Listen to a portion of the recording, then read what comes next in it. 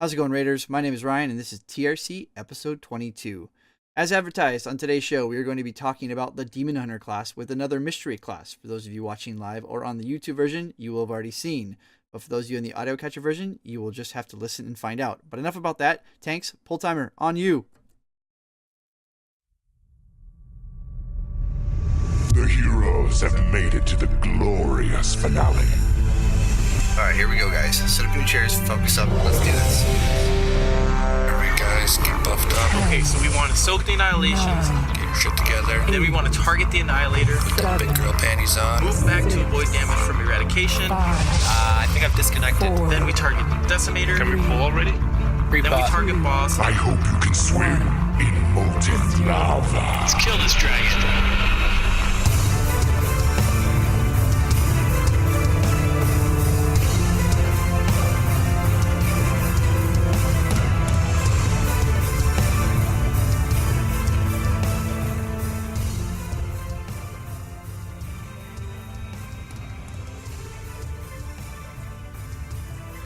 Welcome back, Raiders. As I've already said, my name is Ryan, and joining me from the land of Denmark is a Martin Larson. What is up, my friend?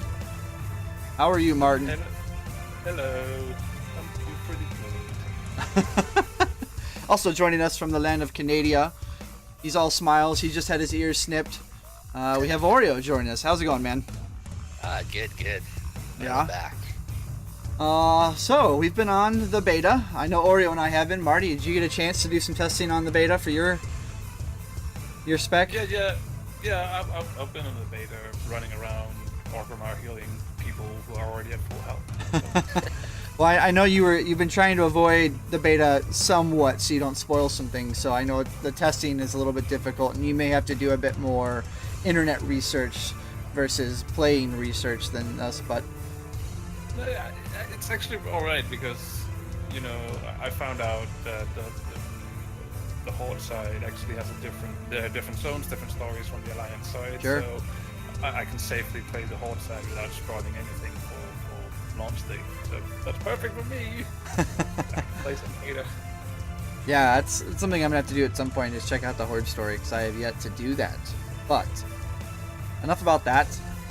Let's kind of go a real quick roundtable before we jump into things. We do have a little bit of a longer show for you guys here today, since we are doing two classes. But real quick, touching base. I know we talked about this just before I hit the record button, but Marty, you did say that, I know in previous episodes you've been kind of sitting the bench doing your due diligence of hanging out, because priests are a little struggle bus on some of the fights. But you did say you've been getting to raid this past week. Yeah. After my little break as well, because I had my girlfriend visiting, I finally jumped back into raiding. I got my first Imana kill, which felt good, felt amazing, and we got some decent tries. And I even asked before the show. I can't remember Kenny the G. boss right now. Yeah, that guy. And it seems very doable. It seems very doable, just with a little bit more practice and a little bit of luck. Yeah. No, I'm glad to see So you've been getting in there. That's a fun fight. I like that fight. What do you think of it? So far, yeah, what I've seen of it seems really seems all right. It's a nice fight. I like it. Did you manage to get to phase 3? No, I think we were close. Okay. We were just about to go into phase 3, but we didn't have too many tries. It was towards the end of the night, so we'll have to wait until this week. I think we're extending, so Sure. so we'll start there. Yeah, phase 3 is where where it gets really fun. Okay. That's where Ryan likes to run right into orbs. Yep, 2%. Guys, hold up. I want another pull. My parse is bad. I'm gonna run face long into a ball and wipe us. So, speaking of Oreo, since you and I are in the same guild, I'm gonna let you tell everybody what you and I have been up to this past week. More Agrimar. More and more. What are we? We're at like almost 300 pulls on it now. Yeah. Yep. Yeah, it's coming though. We're reliably getting to the last phase, as just cleaning that up, getting there. Yeah. Yeah. So I know you were in Mexico. Between Mexico and, I don't know, you've been a wedding crazy person lately. So But I know while you were gone, we managed to get into the third phase, I think 3 times in one raid night. And then last night we got into phase 3, probably what, 7, 8 times. You know, granted, we didn't get very far into phase 3. We usually wipe pretty close to the first flares coming out. But but yeah, no, I'm with you, man. God, I'm so ready to be done with him and move on to the next wall. Oh, I can, yeah, I've done more pulls on Agrimar than other bosses I've killed before. I mean, just to put that in perspective, including progression wipes on other bosses, I have done more pulls on Agrimar. So I have arguably done the Agrimar Agrimar fight more times than other bosses in the raid that I have killed before. And it's just, I'm sick of the fight already. I haven't even killed the sucker yet, you know? Yeah, I was gonna say it's probably all the pulls combined that we've had so far. Almost is getting there. Yeah. Okay, well, we're gonna jump into things pretty quickly here, guys. Before I do that, I want to say a little quick housekeeping. Big general apology. I failed to pay attention to my calendar, and almost failed to pay attention to my own mother, and just about forgot Mother's Day. So we went ahead and pushed the show back. So for those of you that had planned to come by for the typical Sunday live version, I apologize. Hopefully you guys saw our tweet. We pushed the show back to today, which is Tuesday the 15th. In light of it being Mother's Day here in the States. I don't know. Was it Mother's Day where you guys are at? Yes. Okay. And I don't care. So that's just me. All right. There you guys have it. It's on the internet. Marty doesn't care about his mom. No, but yeah, so we pushed it back. I spent the afternoon with my mother, and we are now here. So it actually gave Oreo some time to detox and sober up and get some testing done from all of his drinking extravaganzas. So, as you guys know, we mentioned that today we're going to be covering the Demon Hunter class and a mystery class that happens to be on the same tier token. So, it's the new secret class that Blizzard is putting into the Yep. game, right? That nobody knows about. Yep. You guys have never seen this class before, and I'm not being sarcastic. So, for those of you that were watching the video version, you saw me shaking my head, saying that I am actually being sarcastic. But, so yeah, let's talk Demon Hunters, guys. Obviously, there's only 2 specs for this, so Oreo and I are going to be covering this. And the first one is going to be the DPS spec, which will be me. So, for those of you watching, I went ahead and pulled up the OBS on your screens or the spreadsheet. I'm kind of talking myself through this as I do it. But yeah, so my spec is going to be Havoc, and the Havoc class, for those of you who've never had a chance to play it, it is a half demon class. You know, whether you're being the tank or the DPS spec, it is a class that, you know, basically Illidan helped people infuse the power of the Fel and basically turn them into these half demons in order to hunt demons. What is all this lore talk? Can we get to all the good stuff, please? Right. So this class uses the Fel damage to do its damage, and it does it by building and spending with a resource called Fury.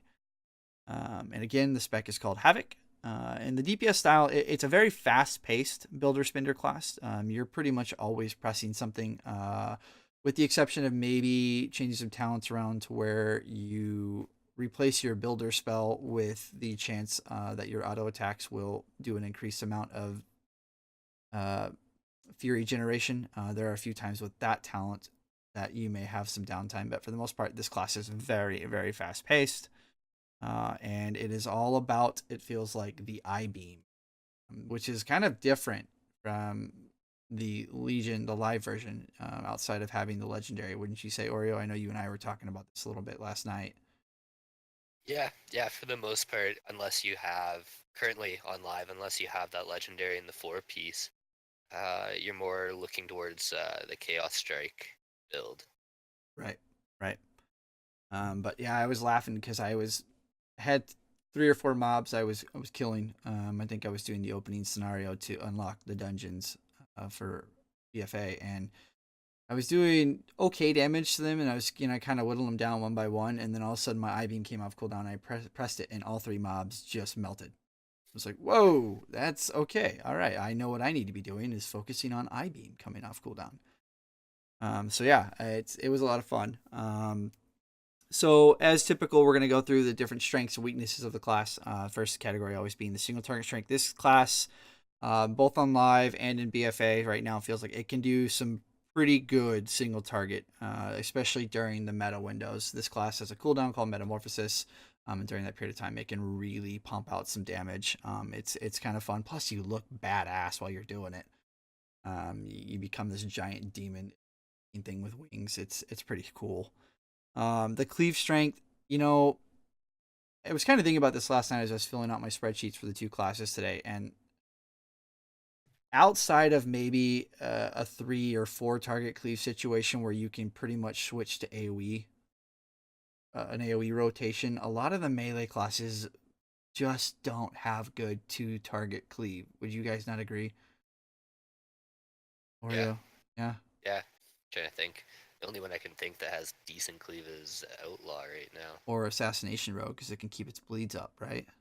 Yeah. But even then, those bleeds are just there to be sort of a single target buff, So again, the cleave strength for this class, and most melee classes in general, until you can kind of switch into more of an AoE style rotation, is just not quite there like you would see with a lot of the range classes.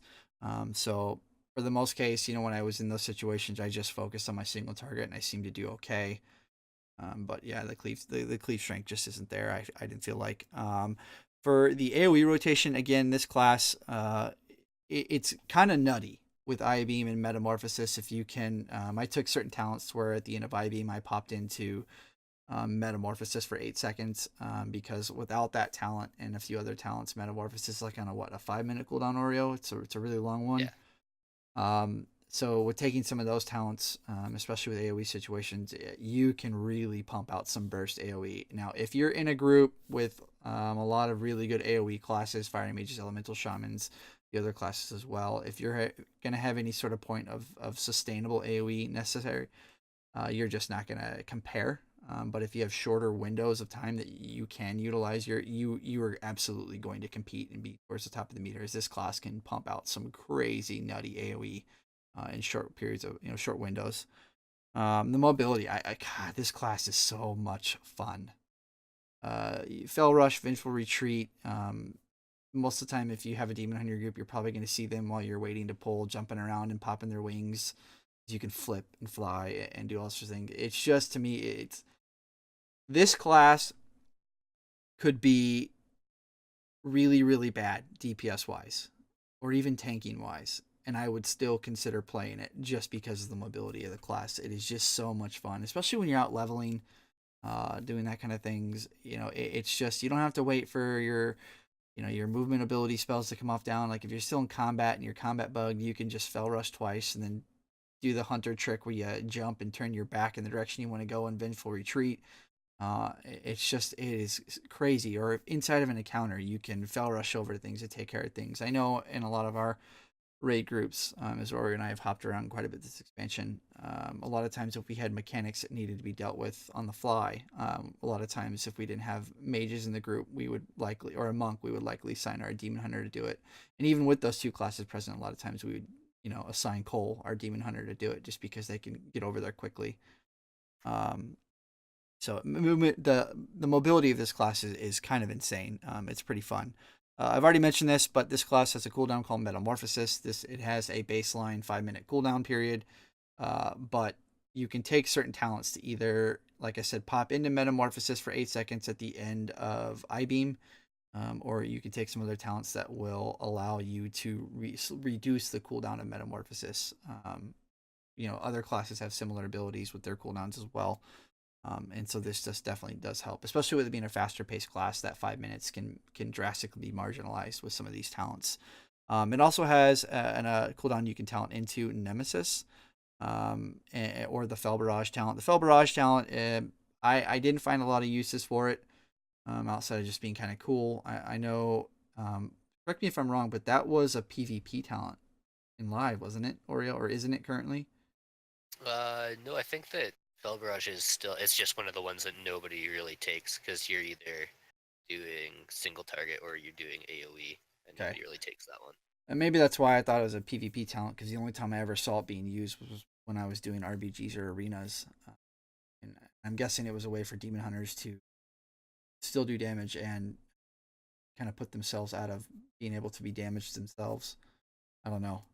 But yeah, so I tried to test most of the talents, but this was one I just, outside of just kind of trying it out on some target dummies, I didn't really find a use for it when I was doing dungeons and stuff like that. So, yeah, it's not really a cooldown worth mentioning at this point in time, outside of saying it's not worth mentioning.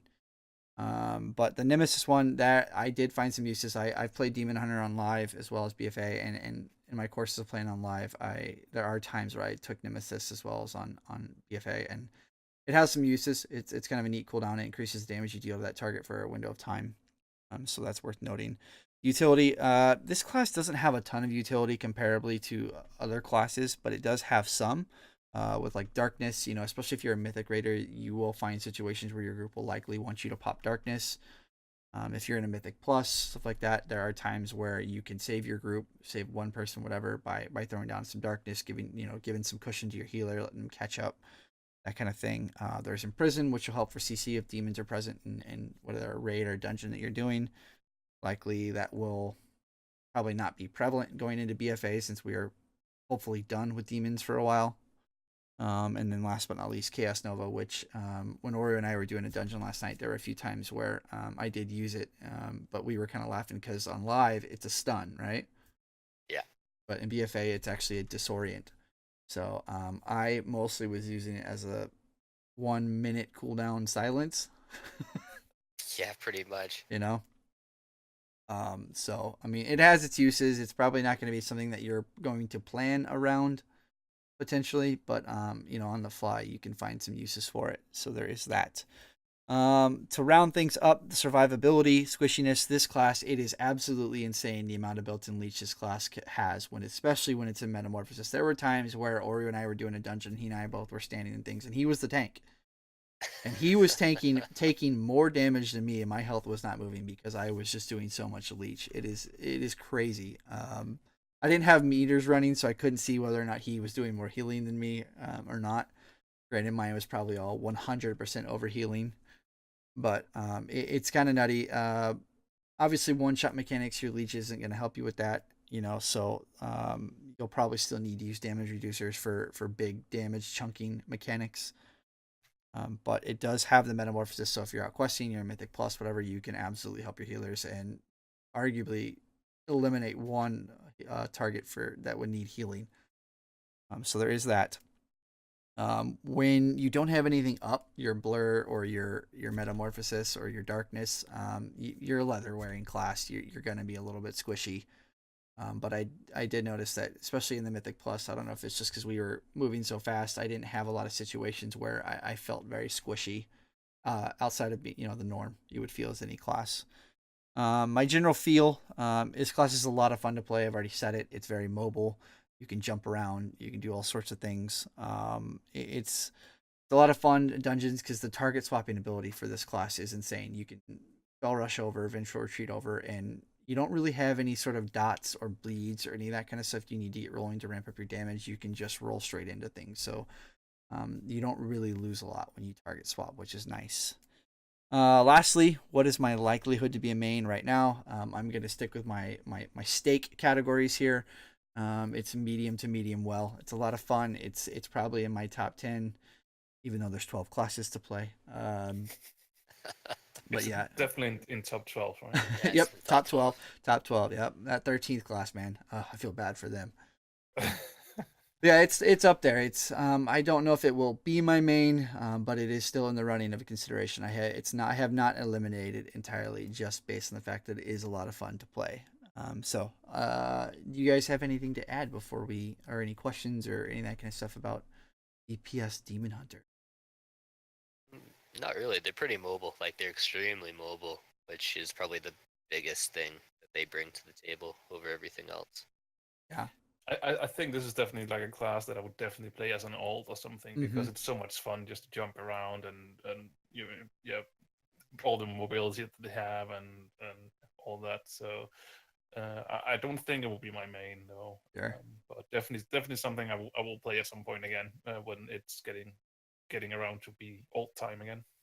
I know on live currently, especially in the MDI and Mythic and higher Mythic dungeons, you see them just because of their ability to pump out a lot of AoE damage and mobility. And right now on Legion, with all the demons out there, their CC, I mean, they're just very useful right now on live, whether it's a tank or yes. And so I'd be curious to see if, going into BFA, if we'll see them have a presence like you see them in Mythic dungeon situations, from that perspective. But I know in raiding, once they remove the snapshotting ability, for those that are unfamiliar, Demon Hunters initially coming into Legion had the ability to put on a bunch of basically gear.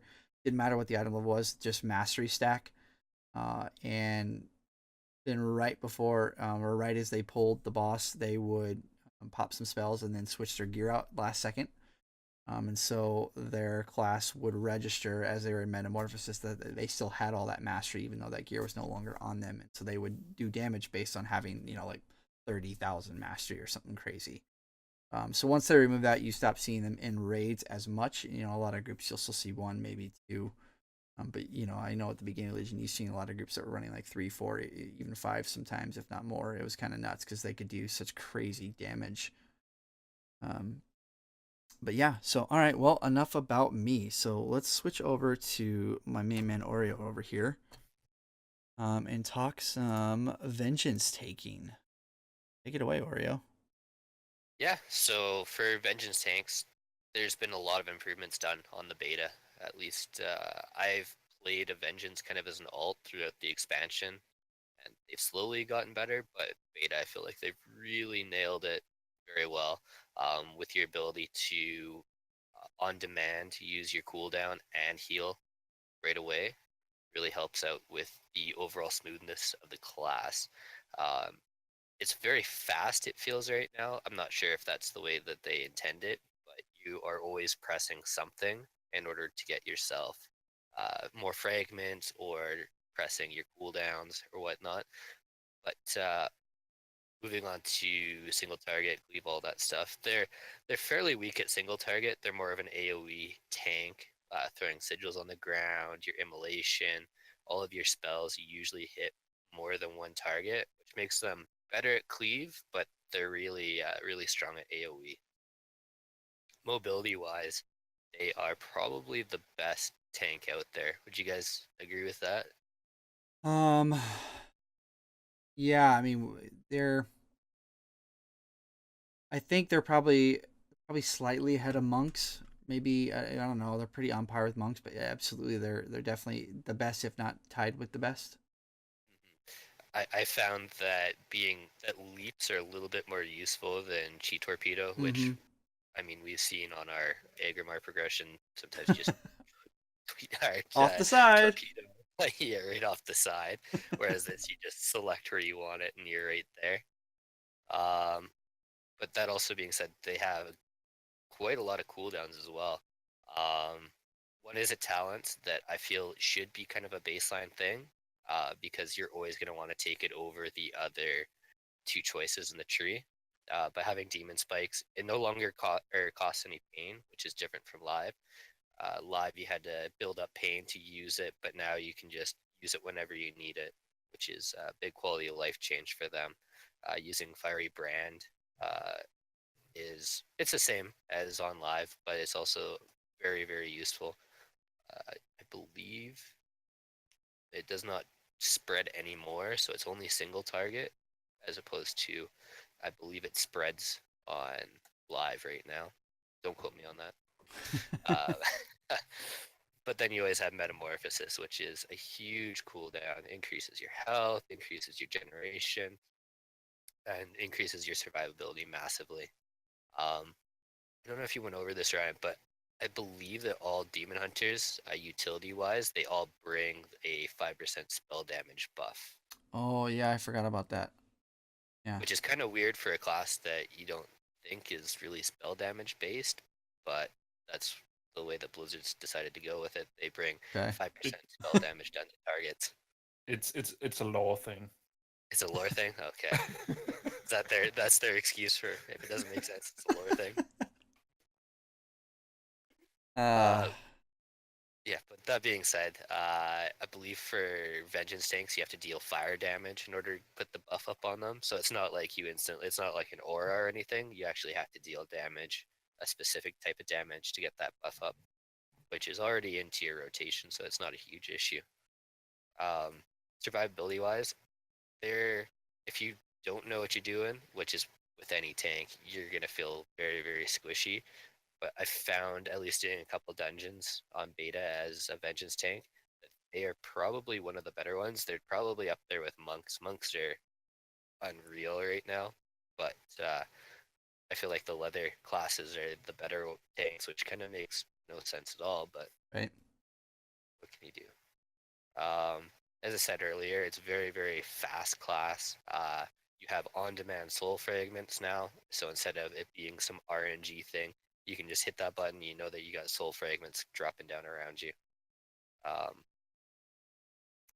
They are no longer so on live. They kind of tried to do this awkward thing where as you parried, it was generating pain, blah blah blah. But they kind of shied away from that, which is better because honestly, parry is such an RNG thing. They're either good or they're not. So to have that taken out and more focused on their self healing and whatnot is a big plus. I feel at least, which makes them as far as tanks. That would probably be my number one go to. Um, that being said, I've also tried probably every other tank, and they felt the smoothest and probably the most likely for me to pick overall. But if we're looking at all classes, I'm not much of a tank guy, but it'd probably be middle of the pack overall. Sure. Yep. Go ahead. I know you guys probably haven't played tank too much live or on beta, but you guys have any questions? Well, actually, so I've got my druid. We started tanking some normal and heroics. Didn't you tank one with me when we were doing that little stint where we were doing all our alt stuff? Oh yeah, Yeah. yeah. You were on your druid. I think I brought a druid as well. Yeah, I don't remember. Oh yeah, you did because you were showing off your bear skin. Right. Jerk. But yeah, no, I actually I tanked on my demon hunter for quite a while. It was my main alt for a period of time. I've liked the demon hunter tanking class on live. But the one thing I noticed on live was I felt like there wasn't much separation of the spells you would use in an AoE situation versus the spells you would use in a single target situation, and it felt weird because obviously some of those spells absolutely shine through in one or the other, be it single target or AoE, and obviously AoE and cleave a lot of times are going to be very similar when it comes to tanking. But it just felt weird that a lot of times I was still pressing the AoE buttons in a single target situation, and I don't know. I haven't got a chance to play the Demon Hunter tank on beta yet, but is there still some of that going on? Pretty much all your spells are AoE now. It's kind of been baked in. I think there's only one or two spells that are single target, but they're usually cooldowns. Which to me feels weird because that's going to give them an advantage. Because it's going to make them have the ability to, their rotation is going to be the same no matter what the situation is. And so they're, and I would bet that they probably have a narrower margin of talent selections compared to some of the other classes, tanking wise. Swipe. Thrash. Yeah. Swipe, thrash. But even with a druid, you'll have times where you will prioritize a swiper or thrash versus a maul. In an AoE situation, you may save a spell to spam one of the swiper thrash. I have to refamiliarize myself with the class. It's been about a month and a half since I've played it, but Demon Hunter, that was one thing I always noticed, was that it just, like I said, it felt very weird. Not to say that I didn't enjoy it. I very much enjoyed Demon Hunter tanking. Especially with Spirit Bomb, that was so fun in an AoE situation. You were like you could kind of remove the RNG nature of the Paladin spell, You know, where like sometimes they'd heal themselves to full from nothing. Other times they'd only heal to half. Whereas the demon hunter, if you spirit bombed at like 10% health, you were going to be at 100% health. Yeah, it was a given. You know, so I always felt like demon hunters self healing wise was not quite what a DK's was, but their self healing was pretty good. What's their self healing like on beta right now? Well, and that's the funny thing. I find that that's actually done a flip now. Really? Because you know that I was using the blood DK there last night when we were running stuff. But I feel that now it's the other way. The Vengeance Demon Hunter has better survivability and self healing, which puts them way ahead of the blood DK, which seems to be extremely slow and clunky, and you rely on certain talents to get half decent healing. Sure. So Yeah. Well, I mean that's the demon hunter class in a nutshell, or in demon form, so to speak. You know, if we're gonna be cheesy about it. But if you guys got nothing else to add, we will introduce today's mystery class. Yeah. Okay. Cool. go for it. Well, like I said, it's gonna be on the same token, so that leaves either warlocks or paladins. We've already done priest, and today we are going to be showcasing for our second class the paladin class. Oh, phew! Because I did not look into the warlock. Jokes on Marty. We're actually doing warlocks. Let's do this. Yeah. I Oh, mean, like, no. I made a warlock. Yeah, Ryan's played a warlock, Yeah. so I actually did some warlock playing last night on beta too. So They don't have a healing spec, so yeah. yes, they do. Drain life, Do they? baby. Drain life. Oh yeah, okay, fair enough. Fair I enough. think on live it's called Affliction, right? Yeah, drain soul. Yeah. So nope, we're gonna be doing paladins today. And you know, Marty's had the opportunity to interject here and there. So to kind of give him so he can keep his voice from disappearing because he hasn't used it much. We're gonna let Marty go first, and we're gonna talk about the Holy Paladin. But Holy cow! holy cow! Did you play a cow? Holy cow. You played a holy cow? Sure. What? If What? you have to go, if you have to go paladin, why not go holy cow? Did you actually play Torn? No. No. But- What did you play? Blood elf. Okay. Uh, Marty was about to be on point with a pun. It was going to be super dad joke of the episode. He missed the mark. But yeah, let me switch the screen over and we'll let Marty take it away. All right, buddy. It's all you. Alright. Thank you. Holy Paladin, strong single target / cleave healer with an interesting all-around utility kit is what I wrote. So it must be true. It's on the internet. yeah. Yeah, it's on the internet now. That's it.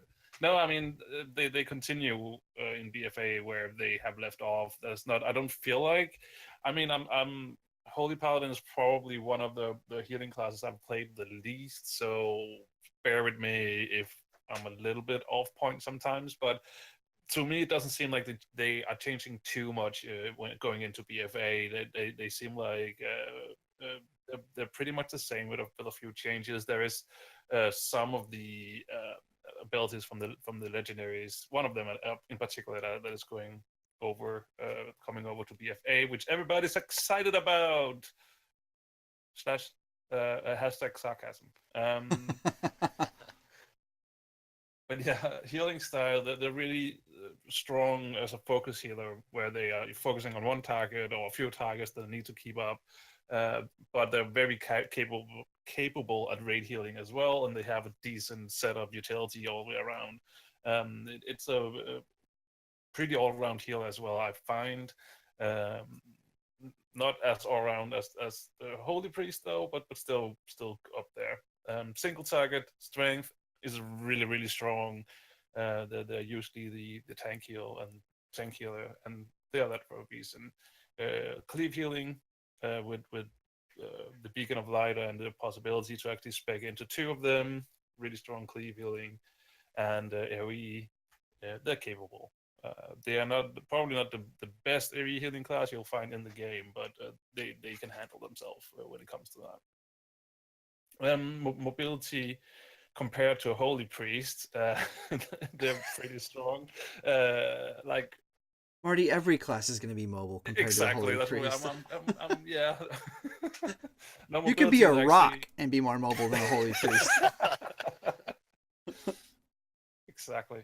But no, they're actually pretty strong in mobility. They have a lot of their heals is actually instant casts. Well, they have a lot of instant cast heals that they can use on the run, so that makes them like a pretty mobile class. Not as mobile as a druid though, for instance, but still pretty good. When it comes to healing cooldowns, they have Avenging Wrath, which is just a healing increase. Aura Mastery, which will buff the chosen aura that they have. What they have a few different auras which have like a passive ability to them, and then when you use Aura Mastery, it gets boosted or something else happens. They have Blessing of Protection, so they basically block physical damage, and Lay of Hands, a really strong single target heal. Utility-wise, they have a few as well. Like they have Hammer of Justice, a Stun, Repentance, which is a talented crowd control ability, and Blessing of Freedom is a movement immunity to help those people who are standing in stuff they shouldn't have, so they got rooted or something. You know how it is, Yep. Ryan. Yeah. Actually, Oreo's done more. I played Shadow Priest. Oreo's done more of the healing on the priest than I have. Yeah, but you're the one standing and stuff. You should. Anyway, let's move on. I thought we were still talking about how immobile you are live. You know, trying to get the focus off of me, Marty. I know. Survivability, squishiness. They're pretty, so they can survive. They're plate wearers, of course. They'll be able to take a punch, and they have a lot of like personal CDs. Well, not a lot. They have a personal CD they can use, and they have their shields as well. So they have loads of things they can do to survive, compared to, for instance, a holy priest that doesn't have anything. So yeah, general feel coming from a holy priest, you might have noticed that I play holy priest. It actually feels really freeing to be able to move and heal. So I was actually quite surprised how good it felt on beta to actually play Paladin, because it is, as I said earlier, one of the classes that I haven't really touched upon too much, because I always had this image in my head, I think, that they were pretty much like all similar to holy priest, standing there just healing, but they have a lot of movement. They can move a lot around. But also, as I said, not quite a resto druid, but still feels fairly strong on the move. Likelihood to be main, I sort of wrote medium, but I think it could probably be medium / high, because Paladins is they have everything almost except the caster spec. They can tank, they can DPS, they can heal, and I really like to do all three things, to be honest. I do prefer healing, but I mean, in my spare time, doing dungeons or whatever, I don't mind tanking or DPSing. So it could be a potential class that's up there for potential main. And just as a last comment, it seems like they're also trying to do a little bit like a mini disc spec for the Paladin, because they've got a new talent called Avenging Crusader, which will, when you it's a cooldown though, so it's not something you will have up all the time, but when you activate it, your damaging abilities will deal more damage, and they will also heal for X amount of damage you're doing. So something a little bit new for the Paladin to play around with, which seems interesting to see where that will go. Sure. So I know on live currently, I've done some raid healing in my Horde Paladin, and some we were doing a few Mythic pluses for a while there. A bunch of us, Oreo included, made Horde characters, and we were bored. But I noticed that whether I was doing Mythic pluses or raiding, my Holy Shock was kind of the thing that was the hardest hitting. Is that still the case on on BFA and beta. Yeah, it definitely seems so.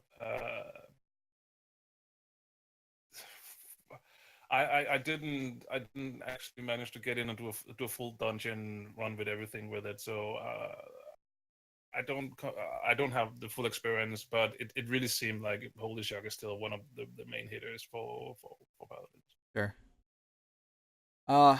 Big advice for any of you healers out there. There's nothing more frustrating than being a DPS and standing there and being low health and having a shaman, a holy paladin, and a holy priest in your raid group who all have big hitting instant cast spells, and watching your health sit still for 5, 6, 7 seconds. I that was one of the mistakes. Even when I was playing my paladin, I noticed I got into the habit of, whether I needed to or not, a lot of times when holy shock would come off cooldown, or even when I would off heal on my holy priest, the instant cast single target heal, I would just use it whether I needed to or not. And it was a hard habit I had to break, but I noticed once I stopped doing that, I found less and less situations where people in my groups were dying, because I always had that instant cast heal ready to go. Mm. You know what I mean? To pad the meters. God, it's so irritating. Like, there's, and I anyways. mean, even as a holy paladin, I don't really feel like there is an excuse, because they also have Martyr, which is an instant cast heal that has no cooldown. So, well, granted, it doesn't heal as much, but you can still spam heal with it. Right. Granted, if you're low on health yourself, you want to look out what you're doing, because you can kill yourself with it. But Right. I mean, yeah. But yeah, just a little side rant there. I apologize. But yeah, I got nothing else to add for Holy. What about you, Oreo? I will say, so you talked a little bit about the Avenging Crusader. Now, I remember that talent is currently on live a PvP talent, which is interesting, but I feel that on live right now you're using a two-hander that deals quite a bit of damage with your like Crusader Strike, all that kind of stuff, but now on beta you're sword and boarding it, so it doesn't hit for as much. I messed around with it a little bit, and it just feels like it doesn't quite do as much as it should. But it's more of a DPS. I don't have anything else to do, but still heal at the same time. Yeah. Kind of cooldown. So. Yeah, I mean, and again, we don't. I think that's the key word that we also had last week, was that last show, was that how does this all tie into the armor sets and the bonuses that we get from there? Because maybe there is some weird combination where this is actually pretty viable. Who knows? And they can also buff it. Still, Right. We don't know. And that's gonna be one of the things that's gonna be an adjustment for a lot of us, going back to having, especially in the healers, having classes that can either use a two-hander or use a combination of a one-hander and an offhand, be it, just an offhand in general, or a shield. Shamans and paladins, druids can use one-handers and an offhand, priests can use one-handers and an offhand, or they can use staves. Can druids still carry around two-handed maces? Yes. I think so, yeah. Yeah, and obviously paladins can. That was something that we, none of that was even an option, therefore it wasn't a problem in live. Or still isn't, we're still in live currently. Can shamans still do it? I believe so. I'd have to double check. so, Don't quote me on that, but I have to double check. I should know that, considering I'm maining a shaman currently. So, something that has nothing to do with the paladin's performance, though, is that it's the transmog side of things, is that it seems like they're definitely going with one hand, sword and board going forward, but that also means that if there is no two-hand weapons for them, then they can't transmog the awesome artifact in BFA, and people have noticed. Sure. And and I'm fine with that. That's always felt more natural as a holy paladin, is to have a one-hander and a shield. I started out as a holy paladin when I first started playing WoW, so this is harkening back to my OG days. But I still have, like, I don't have the gone back and gotten it transmog of banana shoulders and full tier 1. I still have the exact tier 1 I got way back when Molten Core first came out, and the Aura Stone Hammer, and I forget the name of the shield that dropped out of Molten Core as well. How about the Dungeon Sid? Do you still have that as well? My original priest still have the original Dungeon set. Lightforge.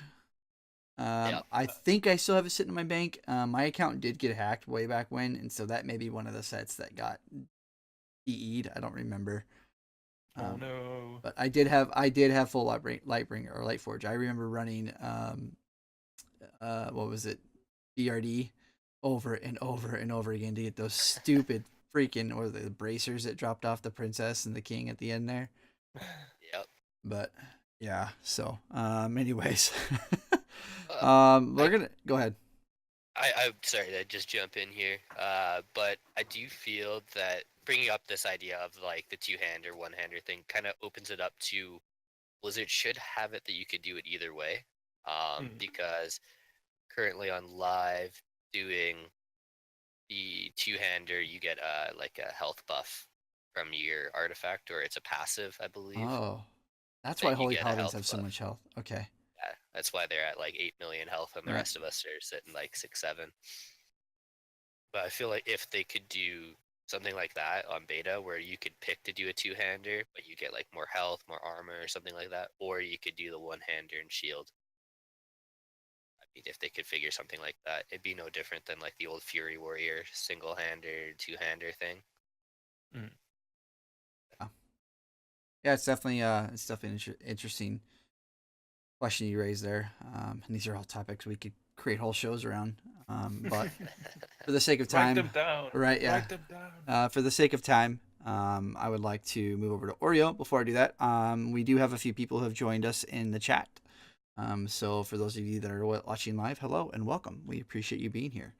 But yes, we're gonna move on to Oreo. Oreo was kind enough, even though he said he doesn't typically steer towards the tanking side of things, was kind enough to test out the Prot Pally for today's show. So I'm gonna let Oreo take that over. So whenever you're ready, man. Yeah. If you're expecting sweeping changes with the Paladin, it's kind of a disappointment. They haven't really done very much with it. You guys have probably heard us complain over and over again about this global cooldown change. That's pretty much about it that they've done, is put self heals and a couple defensives on the global cooldown. But we'll run through this real quick anyways. Everybody knows Sword and Board is your prot spec using your cooldown. What is it called? I have it here. Shield of the Righteousness, and then using your self heal, whether you've talented into it or not, to stabilize damage spikes. I found that the rotation overall, it felt very, very bursty. You do a bunch of stuff, and then you kind of sit and wait for everything to come off cooldown. But similar to Vengeance that I covered earlier, your single target's kind of weak. It feels that all the AoE stuff is baked into your rotation already, which I know Ryan doesn't like. He likes to be able to pick and choose. But this makes them pretty decent at cleave, but they're very effective at AoE. Mobility-wise, being tied into being a good tank and mobile at the same time is pretty important. They do have the baseline steed cooldown to move. You can talent into 2 charges for it. I found that gameplay-wise, if you didn't have your consecration down and you had to move, then you're waiting to be basically like an effective tank for that time is not really what happens. You're kind of blowing a cooldown because you don't have your concentration down because you had to move. So it's very awkward if you have to move a lot on a fight. But you do have quite a few cooldowns to pick and choose from. Anything from using your self heal, which you can talent into, which I think is pretty much everybody's done that on beta, because the other two choices on that talent tree are kind of not as great. But you still have Guardian of the Ancient Kings, Argent Defender. You can bop, but you also have the spell warding talent version of it, which makes you immune to spell damage for that time. Overall, using bop and using your like spot healing cooldowns, you can lay on hands, all this kind of stuff makes you pretty good in the group. It kind of separates the okay tanks from the very good ones, being able to lay on hand somebody if your healers struggling to keep them up, different things like that. Being able to bop somebody to negate a mechanic, like Imanar's Bridge, being able to bop somebody as they run across and negate that entire damage for that period of time is a huge, huge thing. But as I said, not a lot has changed. I felt that you could get absolutely driven into the ground if you didn't have your cooldowns up. If you're waiting for your shield to come up, if your self heal is down, and a big spike of damage comes out, you're relying on that healer to keep you up because you got nothing else going for you.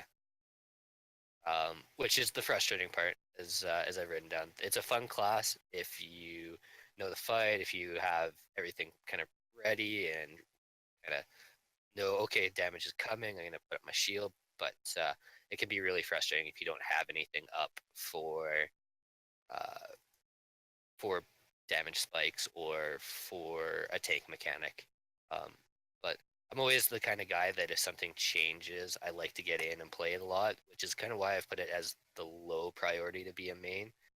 Nothing really has changed, so I'm not super into trying it out. But yeah, you guys have anything else? I don't know if you guys have even No, tried. my only comment was that it really seems like it has not changed at all going into the new expansion, and I think that Paladins isn't like in the greatest spot as a tank when comparing all the tanks. So I'm a little bit sad because Paladins is actually one of the tanking classes that I really enjoy playing, but they also have a tendency to just drop dead all of a sudden. Yeah. I find. And that's not handy. Well, that's kind of why it was midway through Nighthold that Dan rerolled from Paladin to Monk because of Yeah. that issue. We were doing like Scorpion, and he would be like, "Yeah, I'm good," and then he'd be dead within like not even a second. Yeah.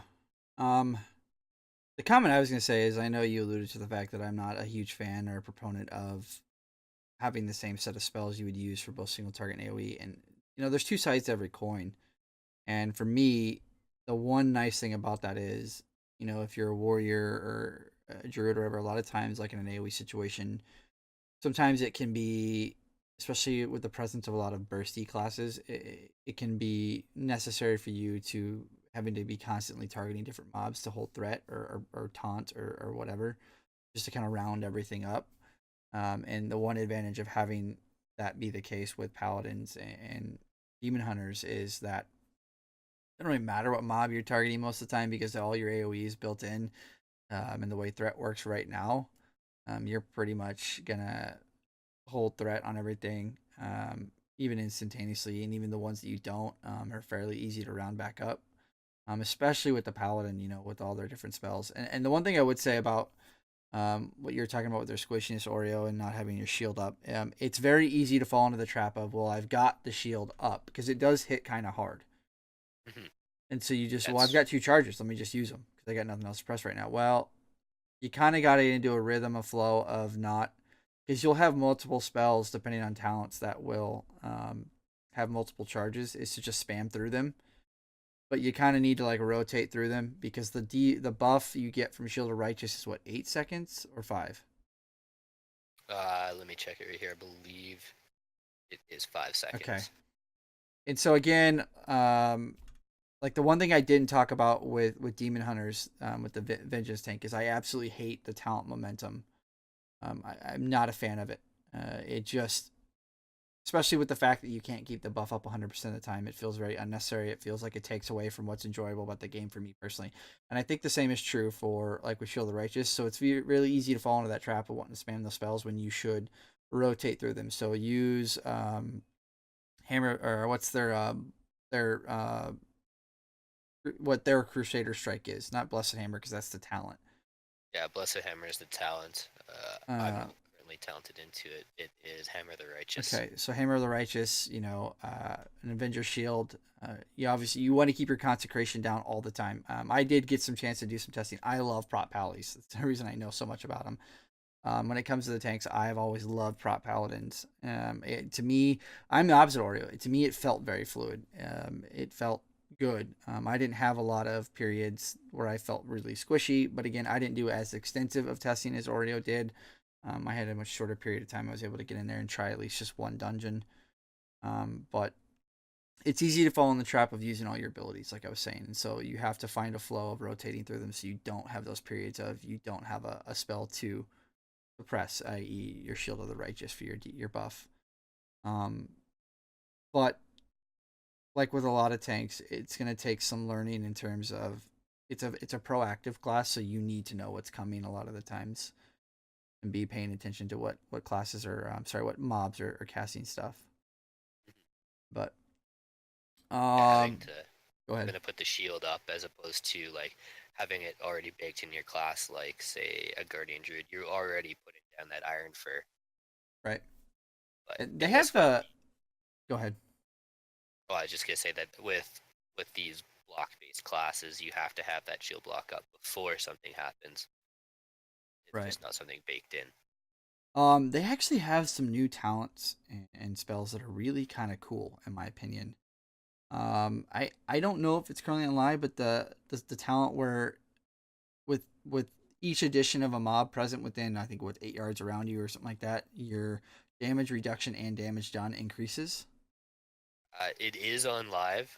They just kind of modified it a little for it with diminishing returns. So the longer that happened, the less that it did. Yeah. But now it's just a flat 3%. Okay. Because that to me that spell's great. That's one I think the one I ran. There's a lot of utility spells like you can hit.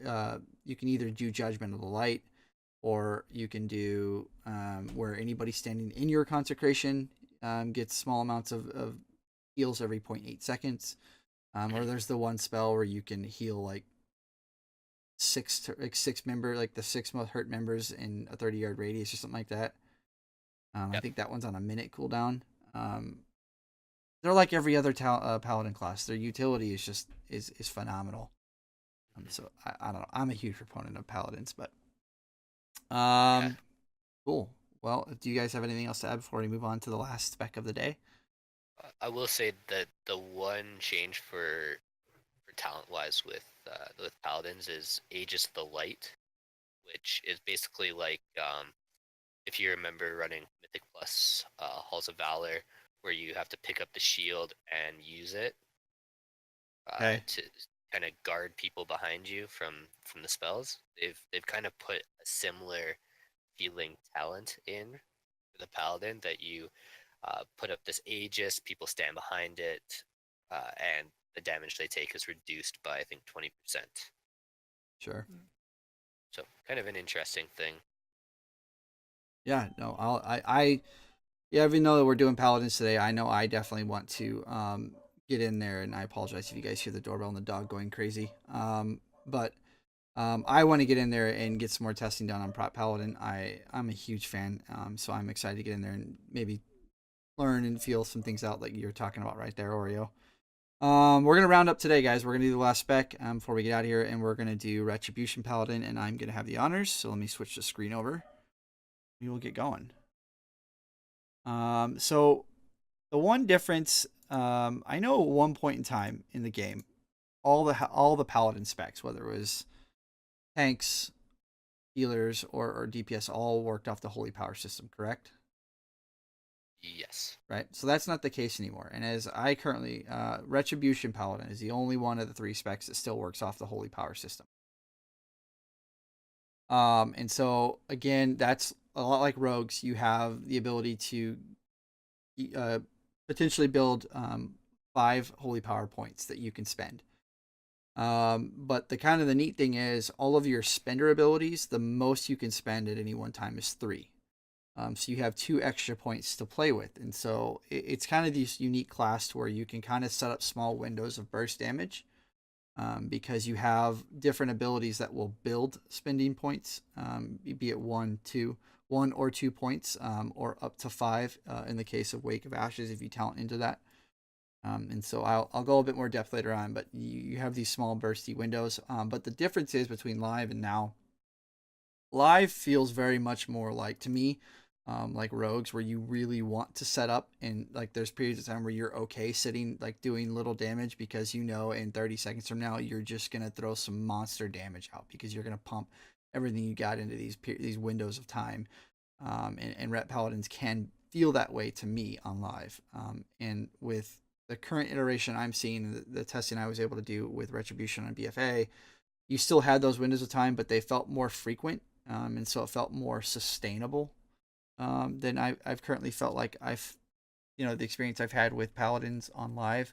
Granted, on live, I haven't done any extensive farming to get the legendaries that are top, so my knowledge is limited.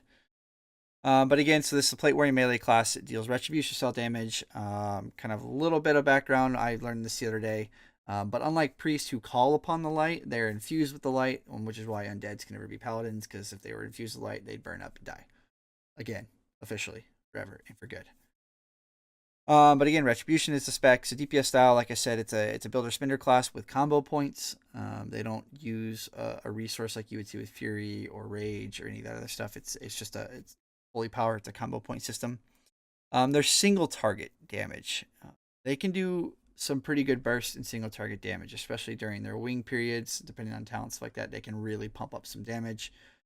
The one difference I noted was kind of felt weird was on live, when you use your judgment, it's up for a window of time. During that window of time, you do increase damage. Whereas right now in BFA, every time I've used it, the second I use one holy power spending ability, be it Divine Storm or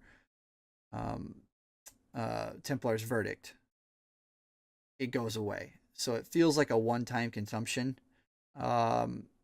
So that felt a bit odd to me.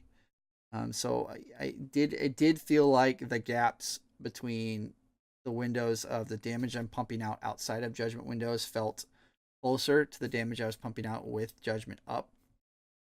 So again, I think that's gone to help to alleviate the issue of having to, build, wait.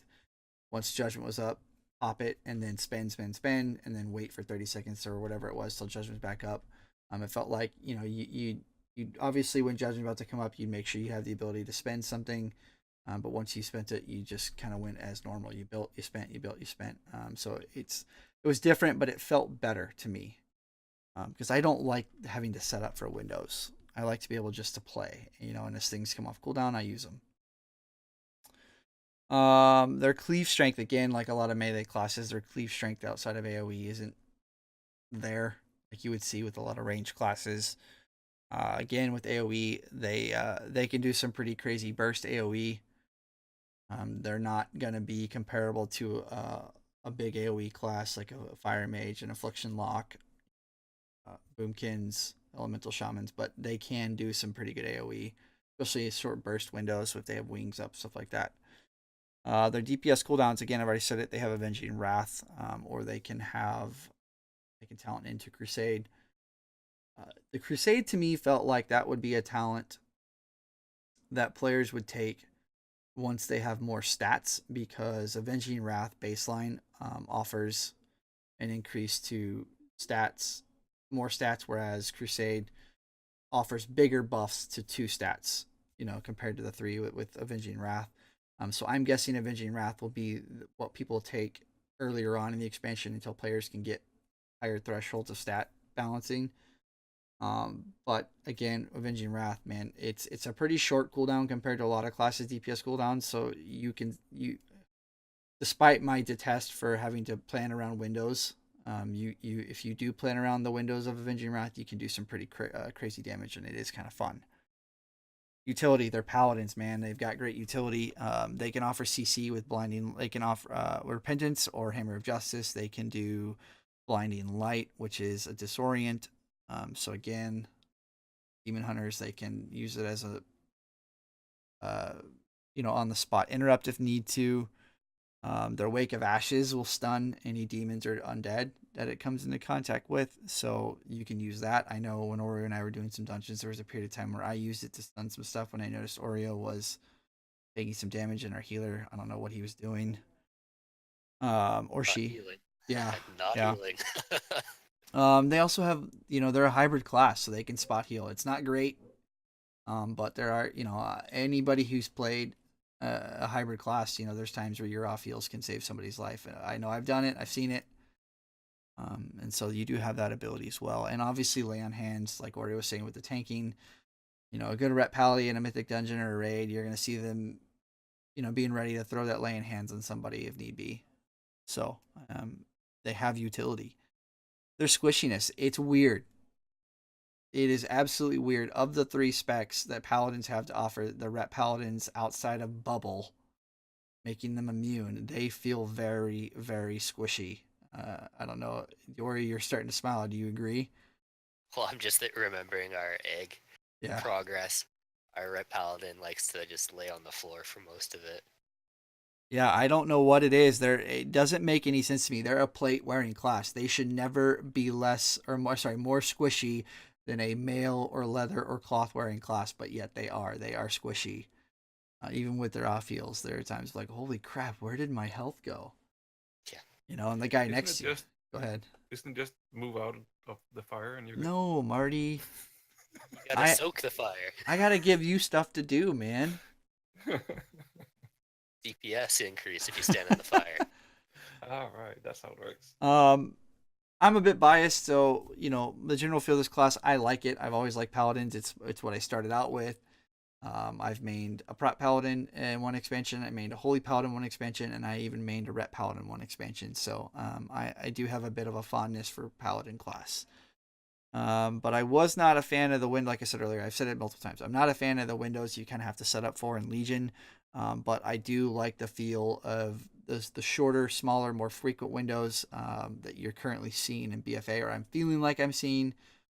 And so that feels better to me. It feels more sustainable. Well, it's the same with the Shadow Priest, right? That they have like smaller windows, but more often.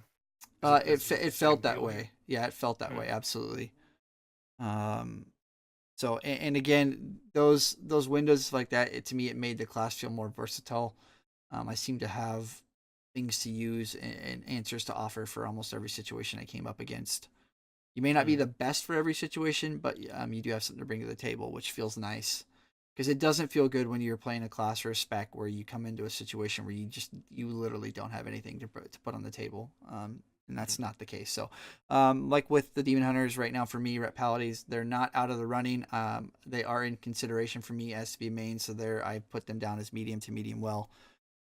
And the one side note I will add, there were a few times where I had nothing to press, and that never feels good. And so I don't know if that was just because I'm at low stat thresholds, and so it may come into a situation once I get more haste. Those situations where I have nothing to press will be slim to none. But I did notice with my testing I have done that there were a few times like that, and I didn't like it. Just stand in fire, then you can heal yourself. Yeah, so that's gonna do it for that class. Do you guys have anything to add for Paladins? The most important question for Retribution Paladin, I find, is do they still have the passive where when someone else dies, their damage is being increased? I didn't notice that. Okay. But I did notice that there were a few things that I didn't look like. I need to go back and read through because I had that question after I started logging off when I was done with the testing. I was like, oh wait, I didn't see that. Is it still there? Type of thing. So I do need to go back and look. Oreo, did you notice if that was present or not? I will actually look it up real quick for you. Okay. While Oreo's doing that, because I don't really think that there's a good way to utilize it, but I just find it such a fun mechanic, lore wise as well. So yeah, maybe it's just me. I don't know. It is still in. It is. So. That's such a horrible mechanic. Like you are literally encouraging. And again, when I talk about things being good or bad, I am strictly speaking from a standpoint of somebody who plays at a mythic level or plays at a higher end mythic plus level, because at lower levels, some of this gimmicky stuff, it doesn't really matter. But at the higher end of things, when players can really utilize mechanics or loopholes or whatever, the max ability that you can, they can really take advantage of it. You can make or break situations, and to offer an ability to where you basically tell, like, there were groups that planned around people dying on purpose to buff their Ret Paladins damage. That should never happen. That's so much fun. I mean, it. I get it. Like, I'm with you. I am with you from a fun standpoint, when you're not really caring about, does it really matter or not, when you're just like, does it feel fun? Yeah, it absolutely. It's hilarious. It's funny. It's like, well, thanks for dying, you moron. There goes my damage. I feel like all raid leaders should play Veteran Paladins. No, that would be so bad. You have so many people with the power that they don't need. I'm going to require you to die right here. Yeah, or oops, I missed that call. You died. I don't know how that happened. I screwed up my rotation. I'm low on damage. Why don't you go die real quick so I can catch back up? But again, guys, I'd just like to remind everyone, a lot of our things we've talked about today are all purely opinion based.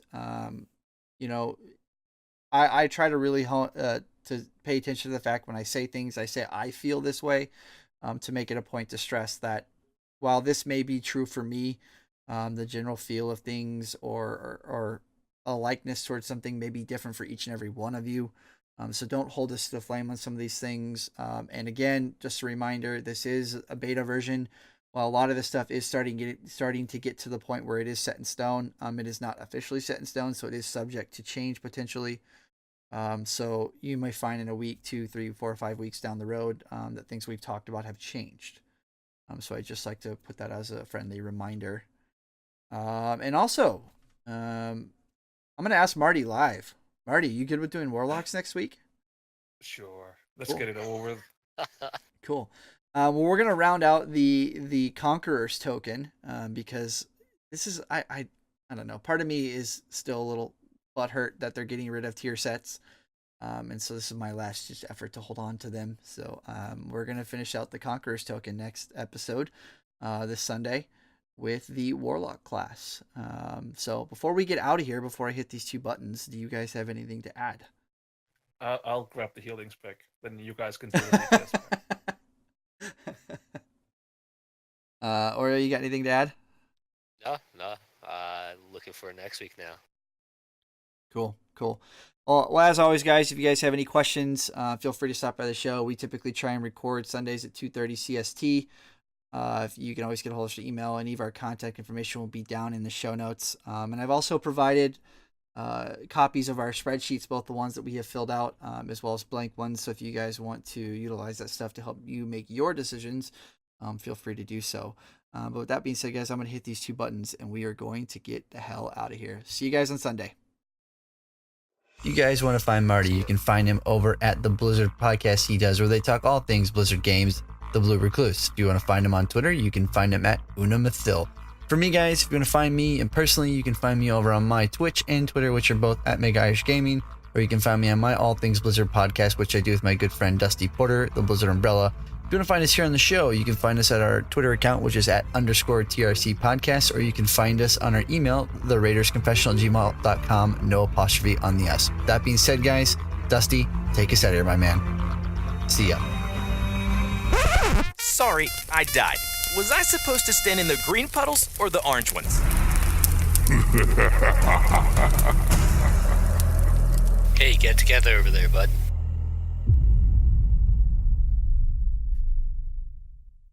This show has been hosted by Dragon Powered Studios, and the intro and outro has been brought to you by Thankful Cow Solutions. Moo.